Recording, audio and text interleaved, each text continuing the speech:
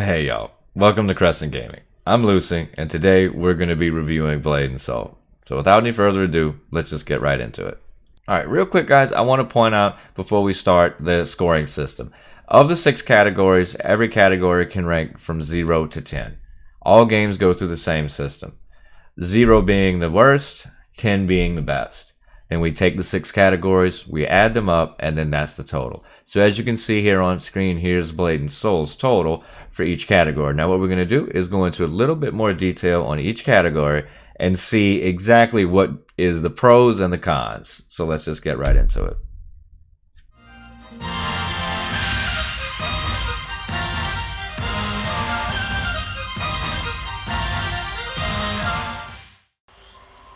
Alright guys, oh man, it's rough. Look, let's just jump into it. So, first off, it is an action camera system, as you can see with the little Corsair on the screen. There is some kind of weird targeting system though, and it does lock you onto certain targets, and it can be a problematic, especially when you're PvPing like against a summoner or something.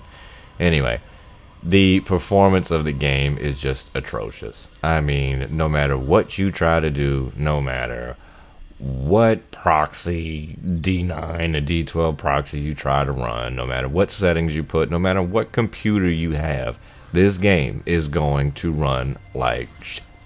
So, other than that, the soundtrack on another note is actually pretty good. Some of the music is very well done.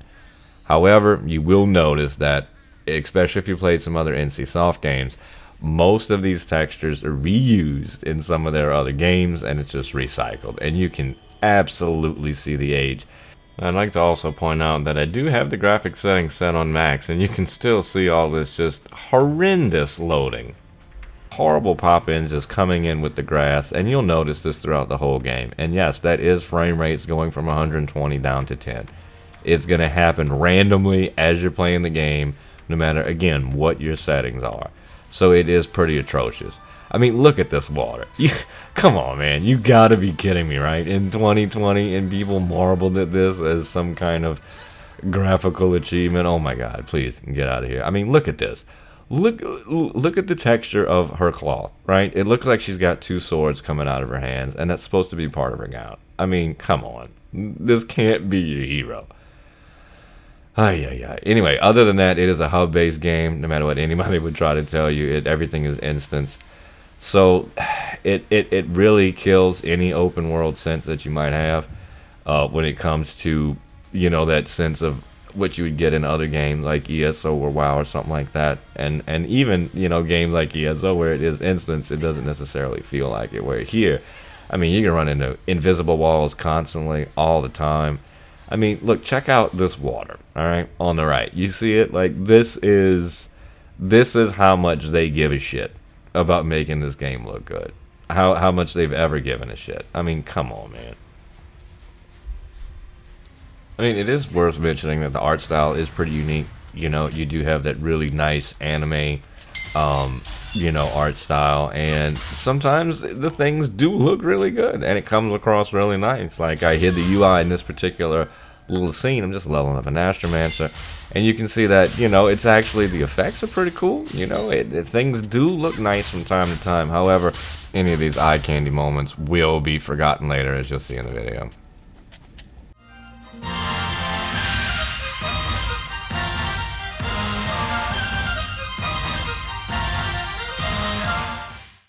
Alright, now honestly on the PvE side, it really doesn't get that much better. Unfortunately, performance strikes again. You're gonna see this as a recurring theme throughout every section. Let's just start off. I mean, the story development and the quests, it's just atrocious. I mean, you can tell in the voice acting that they honestly shouldn't have even paid anyone to do this. They should have just left it as text. It's abysmal, and you consistently recycle the same thing. You'll be doing the same story over and over and over again, and you won't even realize it. Sometimes they literally just bring you back in time to the beginning of the game and say, hey, look, you remember doing this? Yeah, well, here's the new version of it. Oh man, it is nuts. And of course, as you can see here on the screen, I'm just kind of messing around with my gunslinger alt, and yes, this is the performance you're going to get while questing. I mean, the game will freeze on you again, so performance strikes yet again. It always does. Now, the next thing that I have to bring up is the insane power creep, especially for a returning player who might have been gone for maybe 6 months. You'll be like, what happened? Why am I crap now compared to other folks? Anyway, so that leaves a really bad predicament for new players, other than the story just kind of being extremely linear from zone to zone, or I should say from straight line to straight line, playing with the goddamn wind stride every 2 minutes. Anyway, new players are basically hopeless. I mean, at the end of this new chapter, you are giving a beginner set that'll put you at about 100k DPS. You know, well, I guess a little bit more than that. But, I mean, some of these guys, you're going to see here in a minute in the raid, that one of these dudes is doing like 12 million DPS. I mean, the power creep is just absolutely insane. And, of course, this is the atrocious performance you're going to get in raids. Again, pretty much no matter what you do. Now, I could have changed all of my settings to the absolutely lowest here and probably gotten around 15 to 20 frames a second. But what's the point? I mean, to me, if you have to do all that just to enjoy a 12-man content, the 12-man content was never thought of correctly in the first place. There's a lot of questionable development decisions here, but we're not really going to get into all that. And then once you get max level, it's going to be dungeon run, dungeon run, dungeon run, dungeon run, dungeon run. You're going to get so freaking tired. And most of your PvE experience is actually going to be fighting a loading screen boss. So there's also no trifecta here, meaning someone tanks and everyone heals themselves. Other than everything being instanced, there are a few in-game events that they do sometimes, like Halloween and, you know, Christmas. We'll get into that and cash shop in a little bit in further detail. But for the most part, the in-game is very lackluster. There's almost nothing. Things are rarely updated, and if bugs are there, well, they're going to be there for forever. I mean, so it's just the way it is. It is very linear, and when you have to wind stride everywhere and wait for 2 minutes, it's especially aggravating.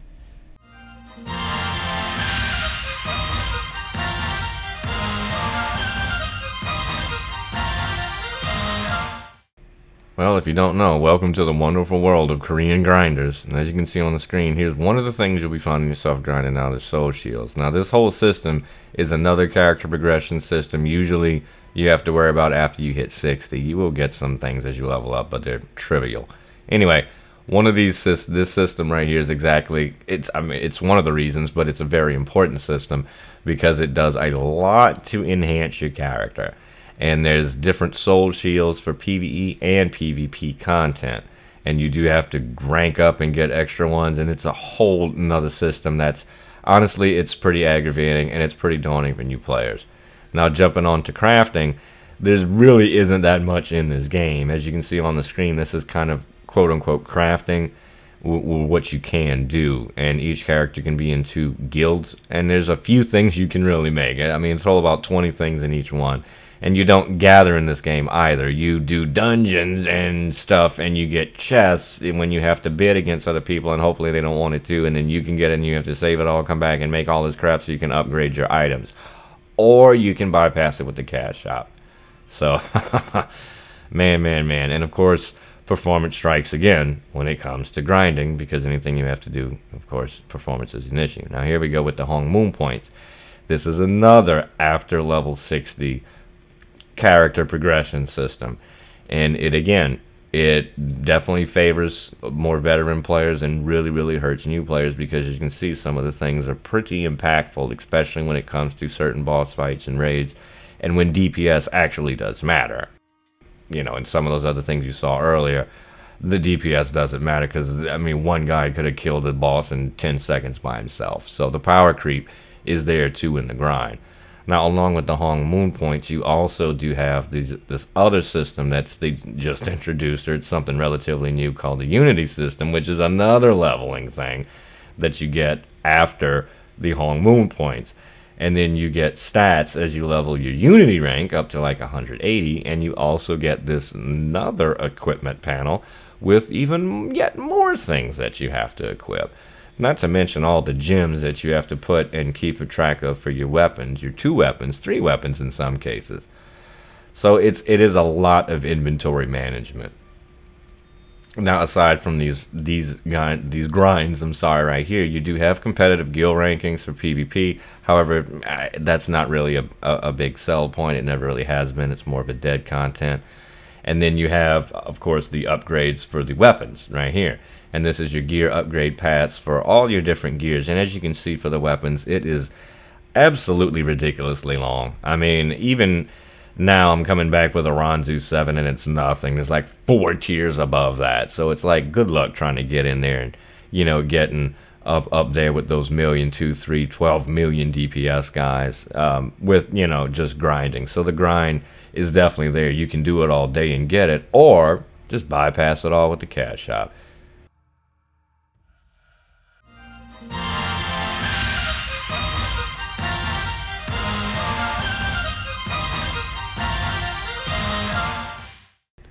Man, the PvP, it's like, oh my god, where do you even start at, right? You know, this game is it was marketed as a PvP game, you know, when it first came out, and it had been atrocious since day one. So you have the balanced arena mode, which is 1v1s or 3v3s, and then you have the unbalanced battlegrounds, which are completely gear dependent. So it's like a whale's playground, pretty much. The learning curve is, I mean, it's rough. It's a really rough learning curve, because not only do you have to learn the combat system of the game, but you also have to be able to anticipate when your frame rate's gonna drop, and it's a real pain in the ass. And as you can see here on screen in these fights, you'll come across AFK people. Sometimes you won't come across an AFK person. Some people will just be botting, and it's obviously that's a main issue here, is you do have a lot of bots. Now, one thing I'll say is that it can be fun from time to time, but I mean, that's like once in a blue moon. You will get a match with, you know, relatively good performance all the way around. So you'll see in this next clip, as every time you start, man, you get this black screen of death, and then sometimes it actually gets stuck, and your character won't move for a second, and the other person can move in on you and start attacking you, and you haven't even loaded up yet. So that's been since day one, and they've never fixed that. Now, the only other thing that kind of makes it a little bit fun is because sometimes you can, you know, there's some flashy effects, and you can, at times, have some decent matches, you know, where it's not just a one-shot or a CC lock system. But the majority of this PvP system is a CC lock system. It was designed that way. Most Korean grinders are designed that way. They're designed to first CC win. Doesn't matter how good you are, it just matters that you were able to CC me in a few milliseconds before my animation finished.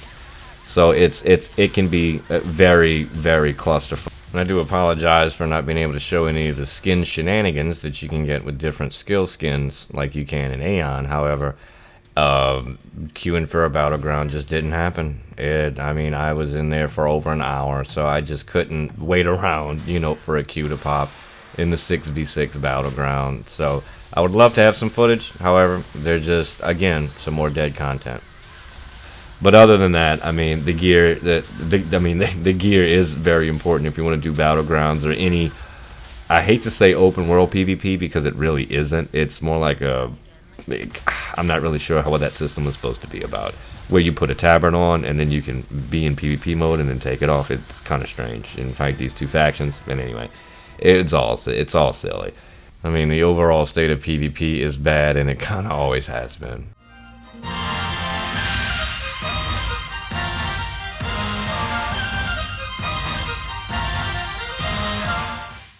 Now, when it comes to the community, guys, I know the score is low, and it's not necessarily reflecting the player base.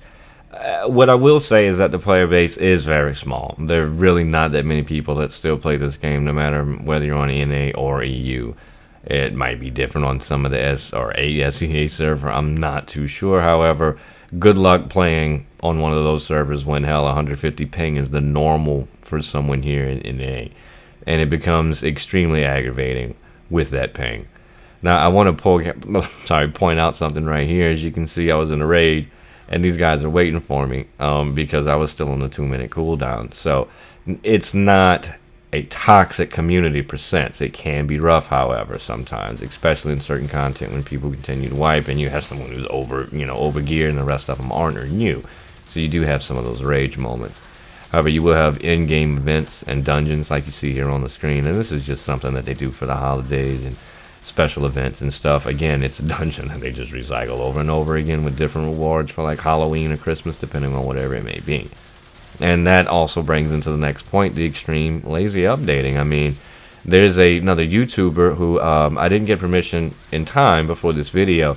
I'll just mention that he did a great video on Blade and Soul, and one of his points was he talked about was the quarterly earnings of the game. So there's literally no sense for these guys to spend anything on development. It's almost none of their profit. So you have to keep that in mind if this is a game you're thinking about getting into. You're going to have updates very few and far in between. And the Unreal Engine 4 update, I mean, it's been pushed back for over a year. And then when they did launch it overseas, they've been having nothing but problems with the Frontier server, UE4, and kind of like a fresh start. It is another fresh start, and it's going to be decimated like any fresh start has always been decimated by just the exact same cash out problems. When you have a game that's designed around the cash out, doesn't matter how many fresh start servers you have, they're all going to fail. I mean, damn, it's like a survival game at that point. And let's not talk about the greatest MMO survival game ever in existence. Not yet. I will bring that up. However, you will need to have an active guild if you want to really do anything and accomplish anything in-game, or just anything at all in general, because it's very lonely if you're solo playing. And I mean, there's a lot of bots. Again, we go back to that. So, active guilds can be had here. There's not that many, but it happens, and it's going to save you a lot of time and headache, especially trying to learn out some of these new systems. And it's not that the player base is necessarily the problem. It's just that, in all honesty, I mean, it is a dead and dying game. And it just kind of sucks because this game did have great potential.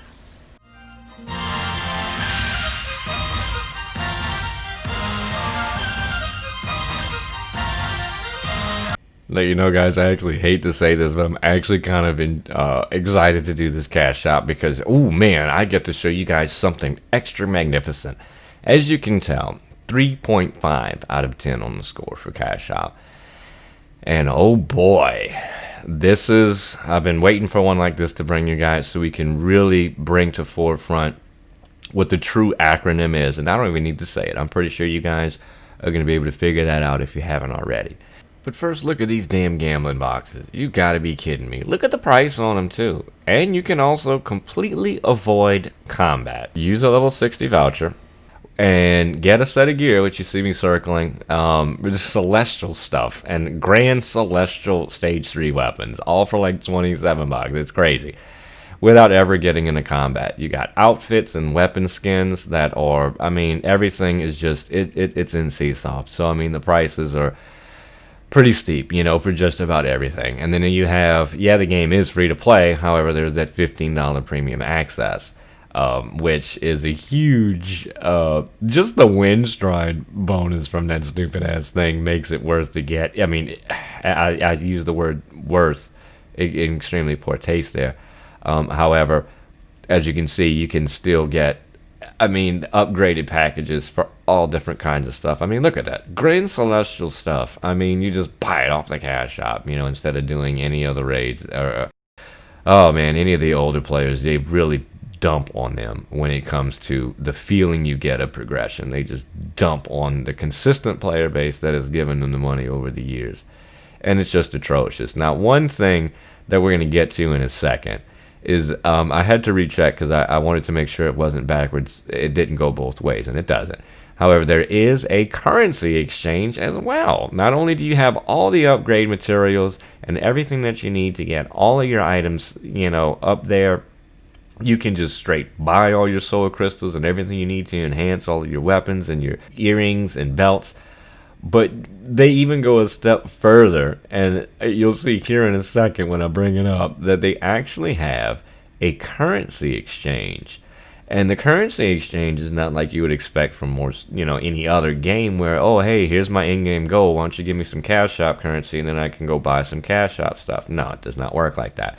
You can only get in-coin, and then you can only trade the in-coin for gold on a one-to-one basis. Check that out. Now, obviously, the prices change from time to time, but one in-coin gives you one gold in game. I mean, if that is not the definition of the acronym, then I don't know what to tell you. I mean, be very wary here, guys. This cash shop is absolutely abysmal. It's almost like a slap in the face. It truly is. Hey guys, thanks for watching the video. If you found the information you heard today useful, please make sure to subscribe and thumbs up. That way you can stay notified when we have any future content. And until the next one, we'll see y'all later.